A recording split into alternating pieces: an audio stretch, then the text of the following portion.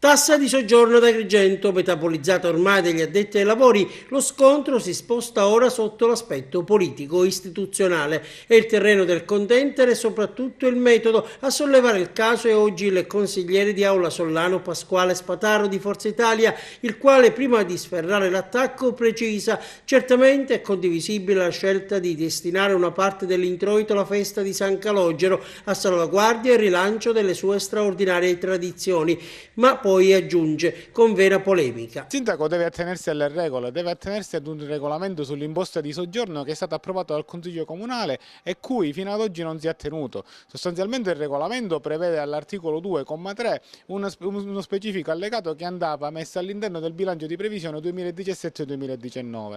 Questo di fatto non è accaduto, questo allegato doveva contenere le modalità di ripartizione degli introiti della tassa di soggiorno e la relativa destinazione. Il sindaco lo sta facendo solo oggi, a distanza di 4 mesi dall'approvazione del bilancio di previsione, e pertanto a parere mio queste somme non possono essere spese, perché altrimenti si andrebbe a saltare quello che è il potere di controllo che dovrebbe essere esercitato dal Consiglio Comunale attraverso l'approvazione del bilancio di previsione 2017-2019. Quindi, alla luce di queste sue osservazioni, gli annunci di Palazzo dei Giganti per quanto riguarda la destinazione delle somme sarebbero solo e soltanto virtuali? Guardi, io ritengo che bisogna investire di questa questione al revisore dei conti. I revisori dei conti devono rispondere ad un quesito ben preciso, un quesito che io ho già posto in sede di commissione consiliare e che ripropongo oggi.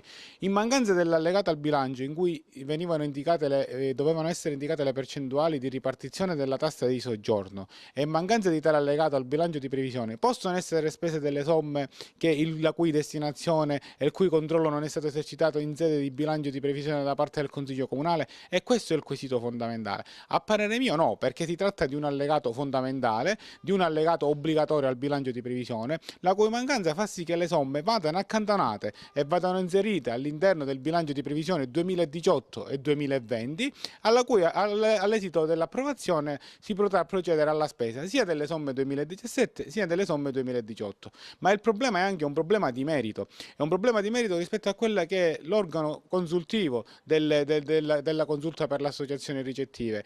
Un organo consultivo va appunto consultato prima di prendere le relative decisioni. Oggi invece il sindaco, con delibera di giunta del 26 marzo, procede a determinare la destinazione per un particolare fine, e soltanto il 4 aprile, alla prima riunione operativa da parte della relativa consulta, quest'ultimi vanno a vidimare quella che è una scelta già presa dal sindaco, e questo che non va bene. Quindi qual è la sua proposta? La mia proposta, che è la proposta anche della quinta commissione che presiedo, è quella di istituire, già all'ordine del giorno del prossimo Consiglio Comunale, la consulta per il turismo. Una consulta per il turismo che costituisca un organo terzo, un organo che svolga due ruoli fondamentali: un ruolo di controllo della spesa, e quindi questo è un ruolo di controllo in combinato disposto con il bilancio di previsione che nei vari anni si andranno a approvare, e soprattutto svolga sia un organo di propulsione e di attivazione di un percorso virtuale e di un percorso virtuoso nei confronti dell'attività amministrativa del sindaco.